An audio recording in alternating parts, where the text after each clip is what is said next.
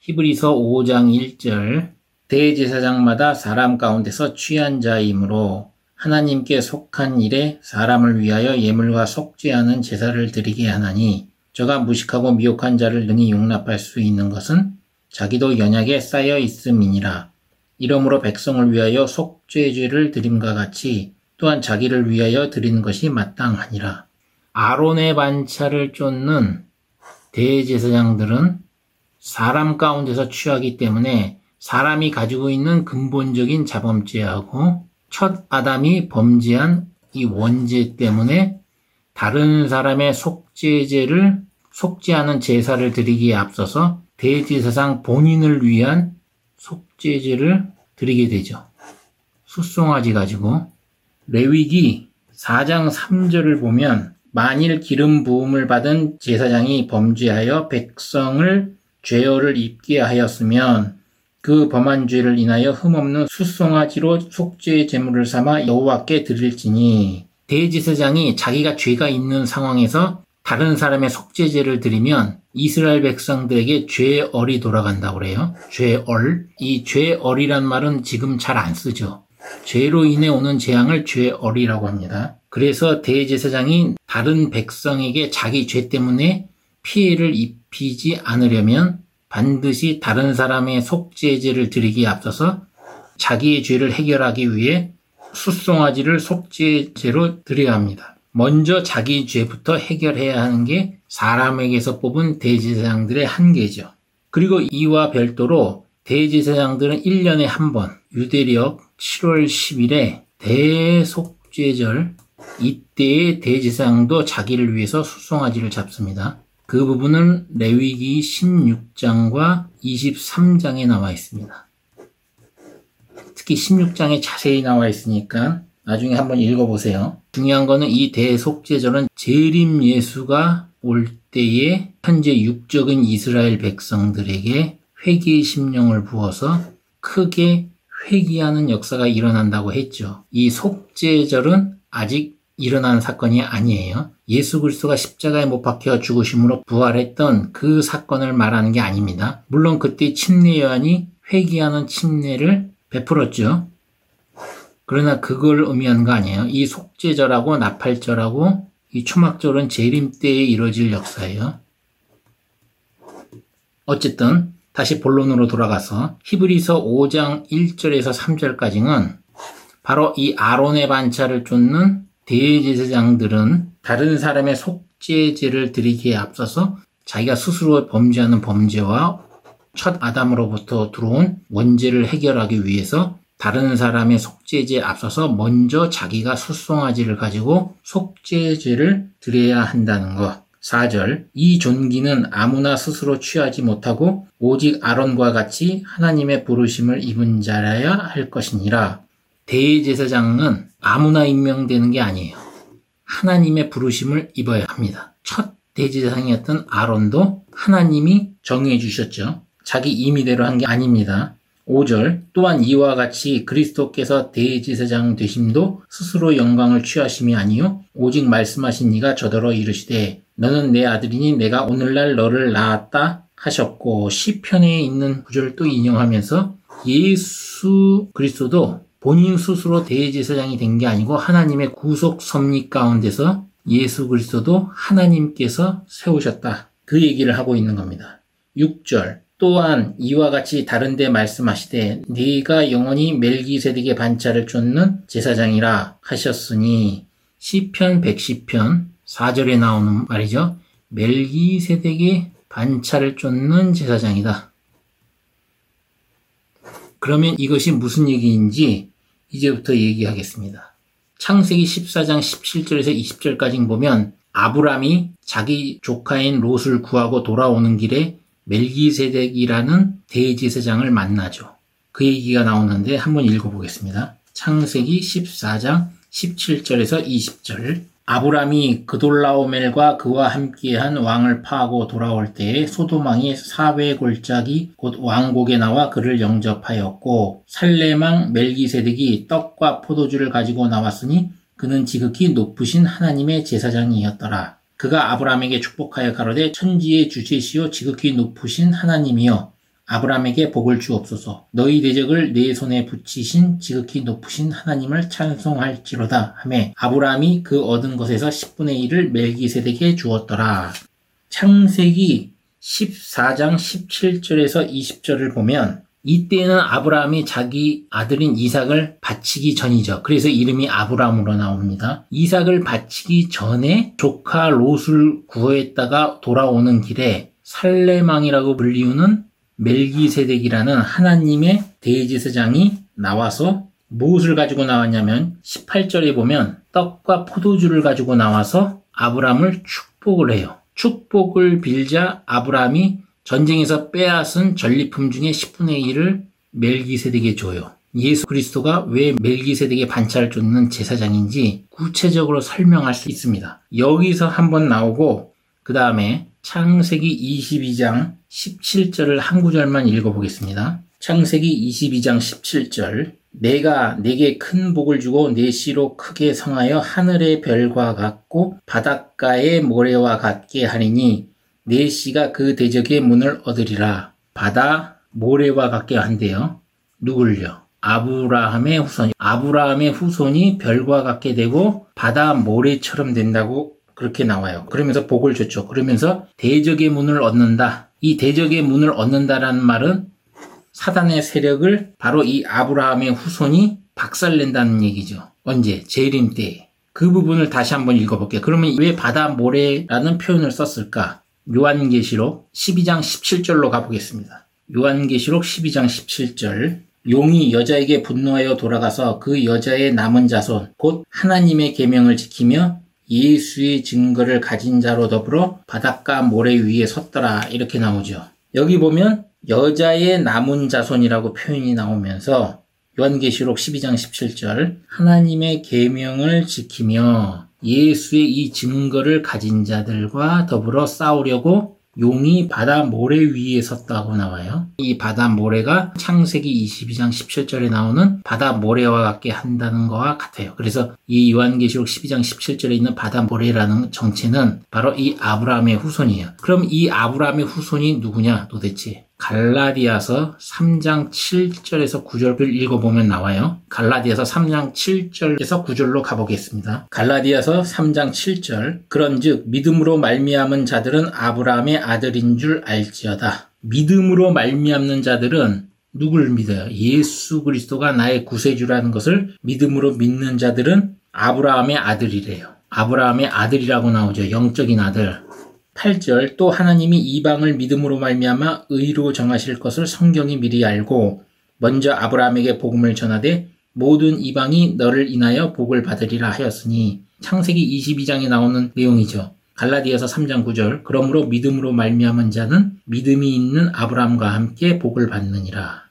아브라함의 후손, 아브라함의 아들이 누구예요? 예수 그리스도를 믿는 자들, 정확히 얘기하면 젖먹이는 자들이 아니고 히브리서 5장 마지막에 나오는 장성한 자들로서 하나님의 계명을 지키며 예수의 증거를 가진 자, 예수 그리스도가 초림 때 오셔서 십자가에 못 박혀 죽으시고 공생의 3년 반의 말과 행동이 구약에 있는 모든 말씀을 이루신 거죠. 그러한 말씀을 구체적으로 조직적으로 알고 있는 자들, 예수의 증거를 가진 자들이 바로 아브라함의 후손이고 그런 사람들이 바다 모래다. 바다 모래 위로 용이 와서 용과 마지막으로 재림 때에 싸운다. 누가? 하나님의 계명과 예수의 증거를 가진 자들이 마귀의 사단의 세력으로 대표되는 용과 싸우는 일이 재림 때에 발생한다는 얘기예요. 하나님의 계명과 예수의 증거를 가진 자가 히브리서 5장에 나오는 장성한 자인데 이러한 자들과 용이 싸우기 위해서 그리고 이런 자들을 위해서 예수 그리스도가 바로 멜기세덱 반차를 쫓는 제사장이다. 그렇게 나오는 겁니다. 멜기세덱의 반차를 쫓는 제사장으로서 예수 그리스도가 그 반차를 쫓는 증거는 바로 멜기세덱이 아브라함에게 가져온 떡과 포도주죠. 그럼 도대체 이 떡과 포도주가 무엇이냐? 이것을 알기 위해서 예수 그리스도가 제자들과 마지막 잡혀 죽는 날 6월절 잡히기 직전에 최후의 만찬을 마가다락방에서 하죠. 예루살렘 시온 산자락에 있는 마가복음의 저자인 요한 마가의 다락방 여기에서 제자들과 최후의 만찬을 하는데 마태복음 26장 26절부터 읽어보겠습니다. 마태복음 26장 26절에서 28절까지 읽어보겠습니다. 저희가 먹을 때에 예수께서 떡을 가지사 축복하시고 떼어 제자들에게 주시며 가라사대 받아 먹으라 이것이 내 몸이라 하시고 또 잔을 가지사 살해하시고 저희에게 주시며 가라사대 너희가 다 이것을 마시라 이것은 죄 사함을 얻게 하려고 많은 사람을 위하여 흘리는 바 나의 피 곧 언약의 피니라. 멜기세덱이 가지고 나온 이 떡과 포도주는 예수 그리스도가 십자가에 못 박혀 죽으실 때에 예수 그리스도가 초림 때 오셨을 때에 바로 그거의 그림자예요. 이것은. 그리고 예수 그리스도가 떼어준 떡과 포도주는 실체고 마태복음 26장 26절에서 28절에 보면 포도주는 나왔죠. 정체가 뭐예요? 예수 그리스도가 흘리는 언약의 피예요. 많은 사람들에게 죄 사함을 얻게 하는 언약의 피다. 그래서 예수 그리스도를 믿는 자마다 죄 사함을 얻을 수 있는데 그것이 왜 그래요? 예수 그리스도가 흘린 언약의 피 때문에 그렇고 이 피를 상징하는 게 바로 멜기세덱이 가져온 포도주다. 그 포도주의 정체다. 그리고 예수 그리스도 자신이 멜기세덱의 반차를 쫓는 대제사장이라는 것을 증명하기 위해서 최후의 만찬에서 떡과 포도주를 가지고 제자들에게 축복을 한 것이다. 원래 대제사장은 하나님과 인간 사이에서 죄를 사하는 의식을 진행함으로써 그 사람 죄를 없게 하는 게 목적이죠. 이 대제사장이 하는 일이. 물론 대제사장에게 여호와 하나님이 민수기 6장을 보면 직접 말씀하셔서 아론과 그 아론의 아들인 대제사장과 제사장들이 이스라엘 백성을 축복하게 하는 구절이 나와요. 민수기 6장 22절에서 27절까지. 그런데 대제사장이 하는 일은 자기 자신은 죄를 없이 하는 데에 그 직분을 하는 거예요. 어떤 예언은 선지자가 하고 다스리는 것은 왕이 하고. 그런데 이 멜기세덱이라는 미스테리한 인물은 떡과 포도주를 가지고 나와서 아브라함에게 축복을 빕니다. 그 축복이 바로 예수 그리스도가 십자가에 못 박혀 죽으시고 인간을 죄에서 해방하겠다는 그 복이에요. 그것을 아브라함이 듣자마자 그래서 11조를 바친 거고 멜기세덱에게. 원래 이 11조는 낮은 자가 높은 자에게 바치는 거예요. 그리고 이 11조는 구원받을 자가 구원할 자에게 주는 게 11조예요. 그래서 11조는 예수 그리스도가 십자가에 못 박혀 죽으신 그 순간 그리고 부활하신 이후에는 11조를 더 이상 내면 안 돼요. 이거는 그림자고 이게 실체예요. 그래서 구원받을 자가 구원할 자에게 주는 거기 때문에 복을 빌었을 때에 바로 예수 그리스도가 오셔서 인간을 죄에서 해방할 것이라는 것이 이 멜기세덱 이때에 숨어있기 때문에 그 상징적으로 아브라함이 11조를 준 겁니다. 그래서 11조가 여기서 갑자기 툭 튀어나온 게 그래서 그런 겁니다. 아브라함이 자기 롯을 구하고 돌아오는 길에 멜기세덱을 만나서 멜기세덱이 떡과 포도주를 가지고 나와서 떡은 예수 그리스도의 몸, 예수 그리스도의 증거의 말씀 생명이고 포도주는 예수 그리스도가 흘리실 피를 상징하는 그런 떡과 포도주를 가지고 나와서 예수 그리스도가 십자가에 못 박혀 죽으실 것을 복으로 아브라함에게 복을 빌었을 때에 아브라함은 자기가 전리품 중에서 10분의 1을 멜기세덱에게 준 것입니다. 그리고 예수 그리스도가 십자가에 못 박혀 죽으시고 11조는 없어진 거고 그리고 최후의 만찬 때 자신이 멜기세덱을 쫓는 대제사장이라는 그것을 이루기 위해서 멜기세덱이 아브라함에게 떡과 포도주를 가지고 복을 빌었다는 그 사건을 이루기 위해서 예수 그리스도는 최후의 만찬 때 제자들에게 떡과 포도주를 떼어주신 겁니다. 그러면서 내 살이요 포도주는 내가 흘릴 언약의 피라고 얘기하는 겁니다. 이 떡에 대해서 보다 구체적으로 나오는 부분이 있어요. 요한복음 6장에 나옵니다. 한번 읽어보겠습니다. 어디를 읽냐면 요한복음 6장 47절로부터 54절까지 읽겠습니다. 진실로 진실로 너희에게 이르노니 믿는 자는 영생을 가졌나니 내가 곧 생명의 떡이로라. 예수 그리스도가 생명의 떡이라고 나오죠. 48절에 너희 조상들은 광야에서 만나를 먹었어도 죽었거니와 모세를 통해서 애굽에서 출애굽해서 광야에서 만나를 준 것도 바로 예수 그리스도의 살을 상징하는 떡을 의미하는 거예요. 그 만나가 그림자가. 50절 이는 하늘로서 내려오는 떡이니 사람으로 하여금 먹고 죽지 아니하게 하는 것이라. 나는 하늘로서 내려온 산떡이니 사람이 이 떡을 먹으면 영생하리라. 나의 줄 떡은 곧 세상의 생명을 위한 내 살이로라 하시니라. 요한복음 6장 51절에 나오죠. 바로 이 떡의 정체. 예수 그리스도의 살로서 말씀, 예수 그리스도의 증거의 말씀으로서 이 증거의 말씀을 먹는 자마다 영생하게 하는 생명이라는 겁니다. 이 떡의 실체가 최후의 만찬 때 줄 그 떡의 실체가 생명이라는 거예요. 52절은 건너뛰고 53절과 54절을 읽어보겠습니다. 예수께서 이르시되 내가 진실로 진실로 너에게 이르노니 인자의 살을 먹지 아니하고 인자의 피를 마시지 아니하면 너희 속에 생명이 없느니라. 그렇기 때문에 제자들에게 생명을 주기 위해서 최후의 만찬 때에 떡과 포도주를 주어서 먹게 한 겁니다. 상징적으로. 바로 자신이 멜기세덱의 반차를 쫓는 대제사장으로서 멜기세덱이 아브라함에게 떡과 포도주를 가지고 온 것을 이루는 것과 동시에 제자들 속에 생명을 주기 위해서 떡과 포도주를 최후의 만찬 때 주게 된 것이죠. 54절 내 살을 먹고 내 피를 마시는 자는 영생을 가졌고 마지막 날에 내가 그를 다시 살리리니. 마지막 날에 살린대요. 재림 때에 예수 그리스도의 떡과 예수 그리스도의 포도주를 먹는 자들은 다시 살리겠다. 예수 그리스도가 재림 때의 약속이에요. 이런 의미를 알고 성찬을 하는 사람들이 얼마가 있어요. 가급적으로 저는 이걸 하지 말라고 그랬죠. 만약에 하게 되더라도 이것을 알고 해라. 제가 성찬에 대해서 태양신 바알에 대해서 얘기할 때 얘기했어요. 바이블 스토리.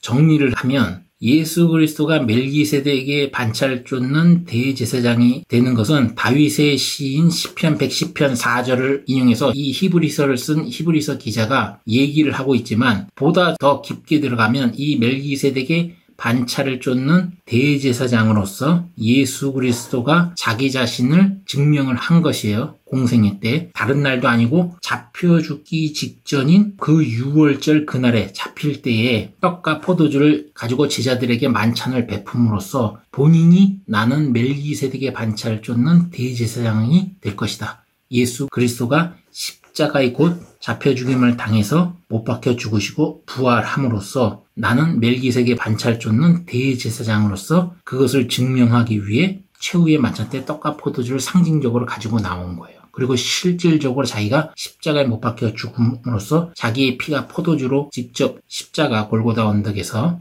이루었고 떡은 바로 자신이 말한 모든 말씀, 생명의 말씀, 살리는 말씀, 그것이 떡이 되는 거죠. 요한복음 6장에 나온 것처럼. 그것이 광야에서 하나님이 주시던 만나의 실체고 그 얘기를 히브리서 5장 6절에 나온 겁니다. 시편 110편 4절을 인용해서 내가 영원히 멜기세덱의 반차를 쫓는 제사장이라 하셨으니 그 한 구절에 제가 얘기한 내용이 다 들어가는 거예요.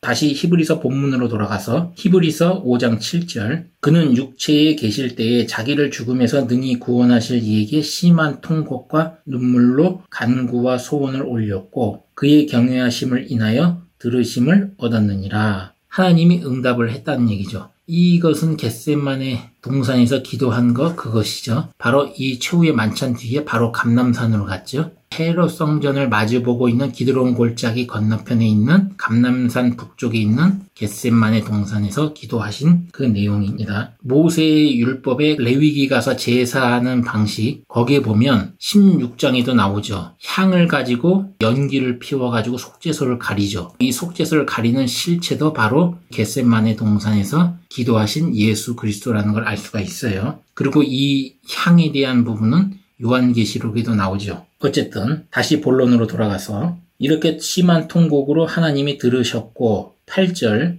그가 아들이시라도 받으신 고난으로 순종함을 배워서 온전하게 되었은즉 자기를 순종하는 모든 자에게 영원한 구원의 근원이 되시고 하나님께 멜기세덱의 반차를 쫓는 대제사장이라 칭하심을 받았느니라. 10절까지 읽었어요. 예수 그리스도도 자기가 목숨을 내던지는 순종으로 모든 자에게 영원한 구원의 근원이 됐다. 하나님의 구속사 섭리 가운데서 하나님이 반드시 이것을 이루어야만 인간을 죄에서 해방하고 공중권세를 잡은 자 마귀의 세력을 꺾을 수 있는 그런 기초들을 다지는 사건들이 있는데 이런 것들을 알고 따라가는 행위, 믿음을 가지고 하는 행위 그런 것을 순종이라고 합니다. 영적으로 순종이라 하면 그것을 말하는 거예요. 어떤 목사나 신부가 성경에 있는 말씀을 따라가는지 안 따라가는지도 분별을 하지 못하는 상황에서 목사나 신부가 하는 대로 그대로 판단하지도 않고 맹목적으로 따라가는 것을 순종이라고 하지 않습니다. 순종의 의미는 바로 예수 그리스도 본인이 하나님의 구속 섭리 가운데서 반드시 자신을 죽여야만 자신이 멜기세덱의 반차를 쫓는 대제사장이 되고 인간의 죄를 해방시켜서 구원의 근원이 되는 그러한 것들을 하기 위해서 자기 목숨을 던져서 순종했다.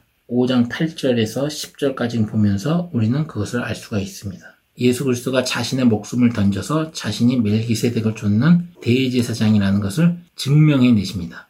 아브라함이 롯을 구하고 멜기세덱을 만나서 떡과 포도주를 가진 멜기세덱이 축복을 했을 때에 11조를 드리고 그 11조의 실체가 자신이라는 것을 증명하기 위해서 잡히기 직전인 6월절 당일 최후의 만찬을 하면서 제자들에게 떡과 포도주를 줌으로써 자기 자신이 멜기세덱의 반차를 쫓는 별다른 대제사장이라는 것을 증명해내시고 원죄를 완전히 해결하시고 언제든 하나님 앞에 죄를 해결할 수 있는 길을 열어놓으셨다.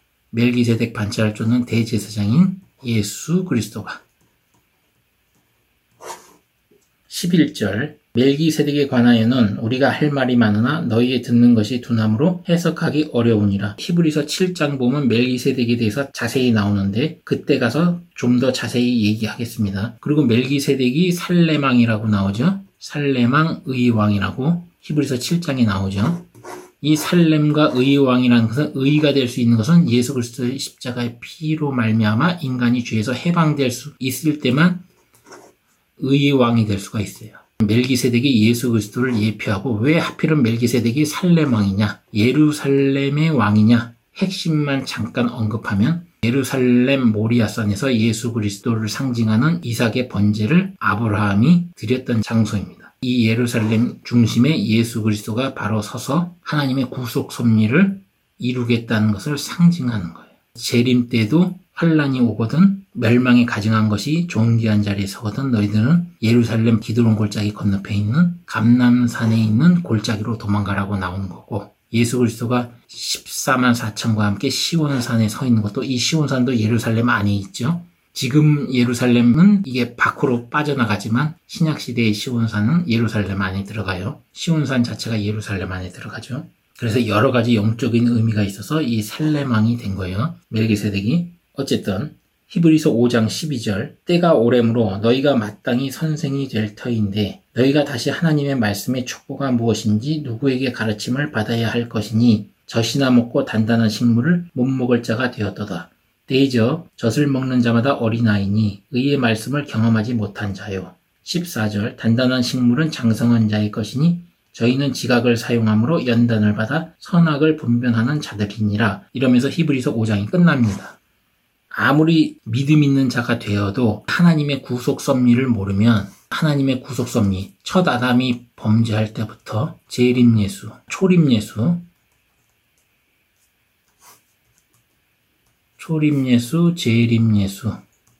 재림예수 그리스도, 초림예수 그리스도, 첫 아담, 범죄. 그 다음에 중간에 모세의 장막이 있겠죠. 이런 하나님의 큰 구속 섭리에 따라서 성경 말씀을 조립하고 성경 말씀을 여기에 맞춰서 그 예언을 여기다 적용시킬 줄 알고 초림과 재림에 적용시키고 이것을 조립하고 분해하고 분석해낼 줄 아는 사람들이 장성한 자이고 아무리 예수 그리스도를 믿는 믿음을 많이 가지고 세월만 죽인 사람들은 이런 것을 모르면 그냥 초보예요. 젖먹는 자들이라고 나오죠. 재림 때까지 이렇게 젖먹는 자들로 남아있을 때에는 화가 있는 거예요. 왜냐하면 재림의 일정에 맞춰서 여러 가지 재앙이 닥칠 텐데 젖먹는 자들로 계속 남아있으면 그 재앙을 어떻게 피하겠습니까?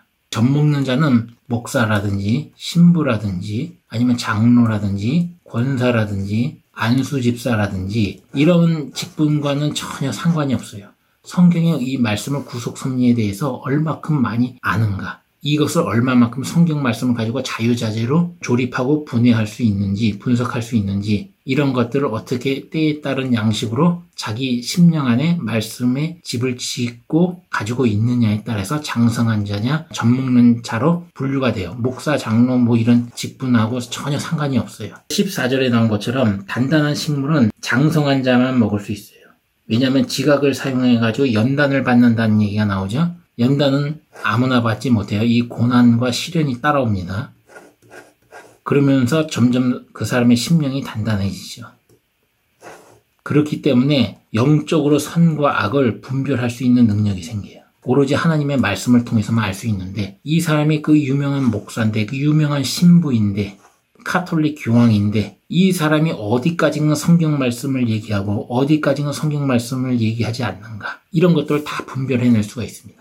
성경 말씀을 알면 장성한 자가 되면 그럼 장성한 자가 되려면 성경 말씀을 많이 알아야 되는데 제 강의를 듣는 사람들은 모두 다 이 장성한 자가 되기를 원합니다. 장성한 자가 되기 위한 길들이 무엇인가에 대해서 제가 제시하는 건 하나의 길이에요. 여러분들이 스스로 자기가 살아온 인생과 자기가 가지고 습득해온 지식을 가지고 이런 것들을 스스로 조립해야 돼요. 사람마다 다 똑같아질 수는 없거든요. 각자가 가진 지식의 차이가 있고 경험의 차이가 있고 그 다음에 살아온 인생 스토리가 다 다르기 때문에 똑같아질 수는 없어요. 각자가 가진 그릇의 분량에 따라서 이런 것들을 자기 심령 안에 하나님 말씀을 세워나가야 합니다. 오직 예수 그리스도의 십자가의 피의 은혜 중심으로 해서 재림 때 오실 재림 예수 그리스도까지 하나님 말씀을 이 두 사건, 큰 사건을 중심으로 하나님 말씀을 세워나가셔야 돼요. 여기에 모세의 율법과 장막도 필요한 것이고 계시록 12장 17절에 나온 것처럼 아브라함의 후손, 영적인 아브라함의 아들로서 나중에 용과 싸우려면 하나님의 계명을 갖고 계명을 지키고 예수의 증거를 가진 자가 돼야 싸우겠죠. 요한계시록에 나오는 이 용으로 대변되는 자는 분명히 거대한 종교 권력을 재림 때에 가지고 있는 자가 될 거예요. 그래서 성경 말씀을 어떻게 바라보느냐는 그 사람이 성경을 가지고 사랑의 말씀이다 이렇게만 전하는 사람이 있고 기복을 상징하는 예수 믿으면 물질적인 복을 줄 것이다 이렇게만 얘기하는 사람이 있고 이런 사람들을 다 일일이 비난할 필요는 없고 이 사람들이 가진 다 그릇이에요. 시대의 역사에 따라서 가지고 있는 그릇일 뿐이고 이런 하나님의 거대한 구속 섭리 가운데서 이 강의를 듣고 있는 사람들 하나가 모든 것을 전 과정을 다 알기를 원해요. 우리가 살아있는 동안 재림 예수 그리스도가 오지 않는다 하더라도 각자가 가진 분량과 위치에서 각자가 가진 그릇에 따라 하나님 말씀을 계속 재림 때까지 전해주는 거죠. 후손들에게 이런 식으로 성경을 풀어내야 한다. 그렇기 때문에 제가 어디에 얽매이지 않고 오직 예수 그리스도만 바라보고 가기 때문에 11조도 이제 끝났다고 얘기하는 거예요. 만약에 내가 어느 교회 목사라면 11조 끝났다고 얘기를 못 하겠죠. 11조는 교회를 유지하고 운영하는데 지금 현재 매우 중요한 역할을 해요. 11조가.